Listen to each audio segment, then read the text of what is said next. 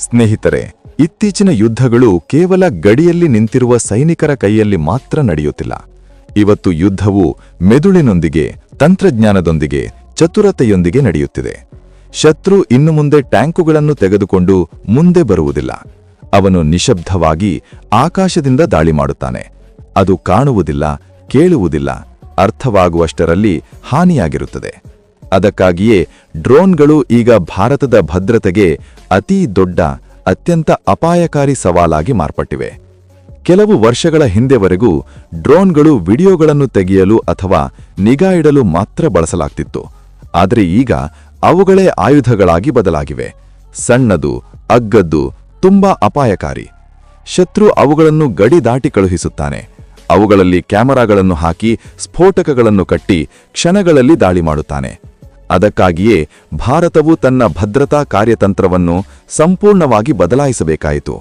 2021ರಲ್ಲಿ Jammu air force station ಮೇಲೆ ನಡೆದ drone ದಾಳಿ ಭಾರತಕ್ಕೆ ದೊಡ್ಡ ಎಚ್ಚರಿಕೆಯಂತೆ ನಿಂತಿತು.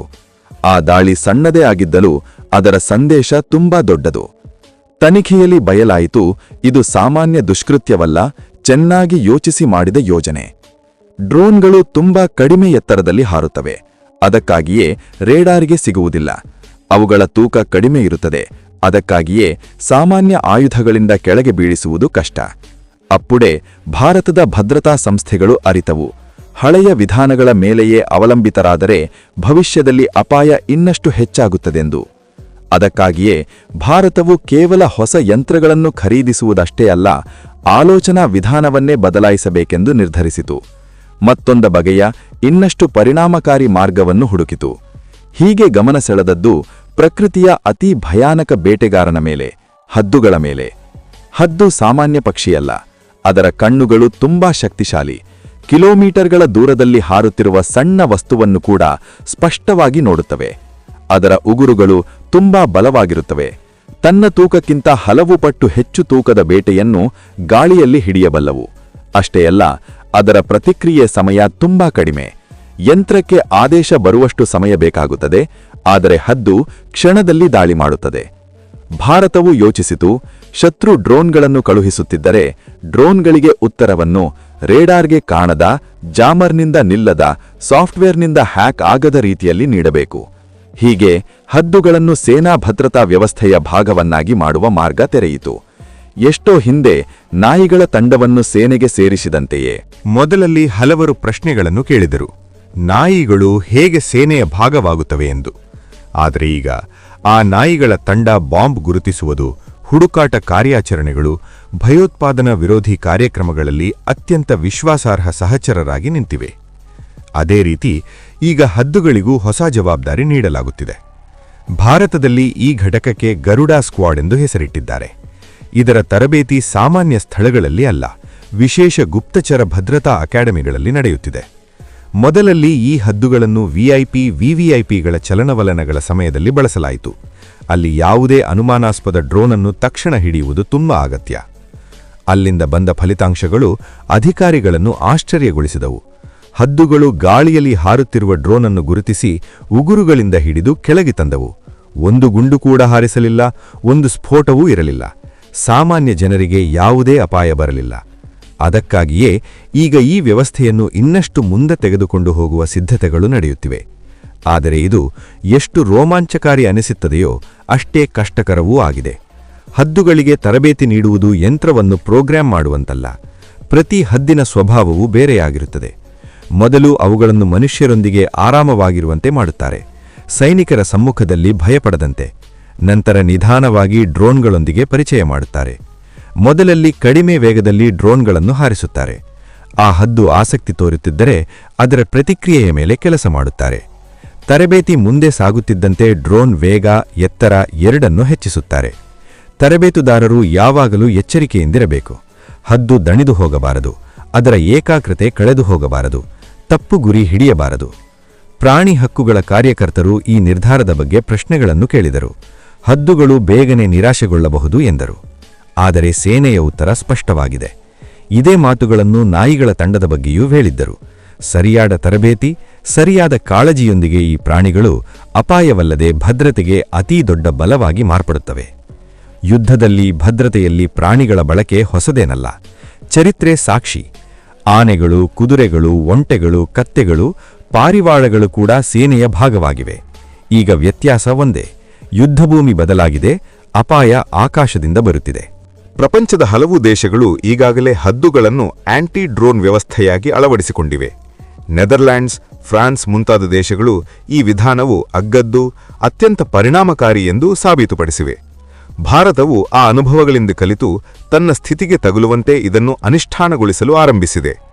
ಈಗ ಪಾಕಿಸ್ತಾನದಂತಹ ದೇಶಗಳು ಡ್ರೋನ್ಗಳ ಮೂಲಕ ಆಯುಧಗಳು, ಗುಂಡುಗಳು, ಮಾದಕ ವಸ್ತುಗಳನ್ನು ಭಾರತಕ್ಕೆ ಕಳುಹಿಸುವ ಪ್ರಯತ್ನ ಮಾಡುತ್ತಿವೆ. ಅಪ್ಪುಡ ಹದ್ದುಗಳು ಭಾರತದ ಗಡಿಗಳಿಗೆ ಹೊಸ ರಕ್ಷಣಾ ಕವಚವಾಗಿ ನಿಲ್ಲಬಲ್ಲವು. ಇದು ಕೇವಲ ಭದ್ರತಾ ಪ್ರಯೋಗ ಮಾತ್ರವಲ್ಲ, ಭವಿಷ್ಯದ ಯುದ್ಧಕ್ಕೆ ಸಿದ್ಧತೆ. ಈ ಕಥೆ ಕೇವಲ ಹದ್ದುಗಳದ್ದು ಮಾತ್ರವಲ್ಲ, ಇದು ಆ ಭಾರತದ ಕಥೆ. ಪ್ರತಿ ಬದಲಾಗುತ್ತಿರುವ ಅಪಾಯದೊಂದಿಗೆ ತನ್ನನ್ನು ತಾನು ಬದಲಾಯಿಸಿಕೊಳ್ಳುವ ದೇಶದ ಕಥೆ. ಇದು ತೋರಿಸುತ್ತದೆ, ಭಾರತವು ಈಗ ಪ್ರತಿ ದಾಳಿಗೆ ಗುಂಡಿನಿಂದಲ್ಲ, ಮೆದುಳಿನಿಂದ ಉತ್ತರ ನೀಡುತ್ತದೆ. ಅದಕ್ಕಾಗಿಯೇ ಶತ್ರು ಈಗ ಭಾರತದ ಸೇನೆಯಿಂದಲ್ಲ, ಭಾರತದ ಕಾರ್ಯತಂತ್ರದಿಂದಲೂ ಭಯಪಡುತ್ತಿದ್ದಾನೆ. ಇಲ್ಲಿಂದ ಭಾರತದ ಕಾರ್ಯತಂತ್ರವು ಇನ್ನಷ್ಟು ಆಳವಾಗಿ ಹೋಗುತ್ತದೆ. ಏಕೆಂದರೆ ಪ್ರಶ್ನೆ ಕೇವಲ ಡ್ರೋನನ್ನು ಹಿಡಿಯುವುದಷ್ಟೇ ಅಲ್ಲ, ನಂಬಿಕೆಯ ಬಗ್ಗೆ. ಯಂತ್ರಗಳು ಆದೇಶಗಳನ್ನು ಪಾಲಿಸುತ್ತವೆ, ಆದರೆ ಯಂತ್ರಗಳನ್ನು ಮೋಸಗೊಳಿಸಬಹುದು. ಅವುಗಳನ್ನು ಹ್ಯಾಕ್ ಮಾಡಬಹುದು, ಸಿಗ್ನಲ್ಗಳನ್ನು ಜಾಮ್ ಮಾಡಬಹುದು, ಸಿಸ್ಟಮ್ ಅನ್ನು ಗಲಿಬಿಲಿಗೊಳಿಸಬಹುದು. ಆದರೆ ತರಬೇತಿ ಪಡೆದ ಹದ್ದು ಹ್ಯಾಕ್ ಆಗುವುದಿಲ್ಲ, ಜಾಮ್ ಆಗುವುದಿಲ್ಲ, ಸಾಫ್ಟ್ವೇರ್ ಅಪ್ಡೇಟ್ಗೆ ಅಗತ್ಯವಿಲ್ಲ. ಅದಕ್ಕಾಗಿಯೇ ಭಾರತದ ಭದ್ರತಾ ಸಂಸ್ಥೆಗಳು ಇದನ್ನು ಭವಿಷ್ಯದ ಅಗತ್ಯವೆಂದು ನೋಡುತ್ತಿವೆ. ಇದು ತಾತ್ಕಾಲಿಕ ಪ್ರಯೋಗವಲ್ಲ. ಗಡಿಯಲ್ಲಿ ಸ್ಥಿತಿಗಳು ನಿರಂತರವಾಗಿ ಬದಲಾಗುತ್ತಿವೆ. ಎಂದಿನ ಭೂಮಿಯಿಂದ ನಡೆಯುವ ಒಳನುಸುಳುವಿಕೆ ಈಗ ಆಕಾಶದಿಂದ ನಡೆಯುತ್ತಿದೆ. ಡ್ರೋನ್ಗಳು ರಾತ್ರಿ ಕತ್ತಲಲ್ಲಿ ಹಾರುತ್ತವೆ, ಕ್ಯಾಮೆರಾಗಳೊಂದಿಗೆ ಪ್ರತಿ ಚಲನೆಯನ್ನು ದಾಖಲಿಸುತ್ತವೆ. ಹಲವು ಬಾರಿ ಆಯುಧಗಳನ್ನು ಕೂಡ ಬಿಟ್ಟು ಹೋಗುತ್ತವೆ. ಅಂತಹ ಸಮಯದಲ್ಲಿ ಪ್ರತಿ ಬಾರಿಯೂ ಮಿಸೈಲ್ ಅಥವಾ ಗುಂಡು ಹಾರಿಸಿದರೆ ಹಾನಿ ನಮ್ಮದೇ ಆಗುತ್ತದೆ. ಇಲ್ಲಿ ಹದ್ದುಗಳು ನಿಖರವಾದ ಪರಿಹಾರವಾಗಿ ನಿಲ್ಲುತ್ತವೆ. ಅವು ಶಬ್ದ ಮಾಡುವುದಿಲ್ಲ, ಯಾರನ್ನೂ ಭಯಪಡಿಸುವುದಿಲ್ಲ, ಹಾನಿ ಇಲ್ಲದೆ ಅಪಾಯವನ್ನು ತೊಲಗಿಸುತ್ತವೆ. ಅತೀ ಆಸಕ್ತಿದಾಯಕ ವಿಷಯವೇನೆಂದರೆ, ಹದ್ದುಗಳು ಡ್ರೋನ್ ಹಿಡಿಯುವುದರೊಂದಿಗೆ ನಿಲ್ಲುವುದಿಲ್ಲ. ತರಬೇತಿ ಸಮಯದಲ್ಲಿ ಅವುಗಳ ಸ್ಮರಣಶಕ್ತಿ, ಗುರುತಿಸುವ ಸಾಮರ್ಥ್ಯವನ್ನು ಕೂಡ ಬಲಪಡಿಸುತ್ತಾರೆ. ಒಂದೇ ಪ್ರದೇಶದಲ್ಲಿ ಒಂದೇ ಡ್ರೋನ್ ಮತ್ತೆ ಮತ್ತೆ ಕಾಣಿಸಿದರೆ ಆ ಮಾದರಿಯನ್ನು ನೆನಪಿನಲ್ಲಿಟ್ಟುಕೊಳ್ಳುತ್ತವೆ. ಅಂದರೆ ಅವು ಕೇವಲ ದಾಳಿ ಮಾಡುವುದಷ್ಟೇ ಅಲ್ಲ, ಅಪಾಯವನ್ನು ಅರ್ಥಮಾಡಿಕೊಳ್ಳುವುದನ್ನು ಕಲಿಯುತ್ತವೆ. ಈ ಸಾಮರ್ಥ್ಯ ಯಾವ ಯಂತ್ರಕ್ಕಿಂತಲೂ ಮುಂದೆ ಇದೆ ಎನ್ನುತ್ತಾರೆ. ಆದರೆ ತರಬೇತಿ ಪ್ರಯಾಣ ಸುಲಭವಲ್ಲ. ಹಲವು ಬಾರಿ ಹದ್ದು ಗುರಿ ತಪ್ಪಿಸಿಕೊಳ್ಳುತ್ತದೆ. ಹಲವು ಬಾರಿ ಡ್ರೋನ್ ಬದಲು ಮತ್ತೊಂದು ಹಾರುತ್ತಿರುವ ವಸ್ತುವಿನ ಕಡೆಗೆ ಗಮನ ಹೋಗುತ್ತದೆ.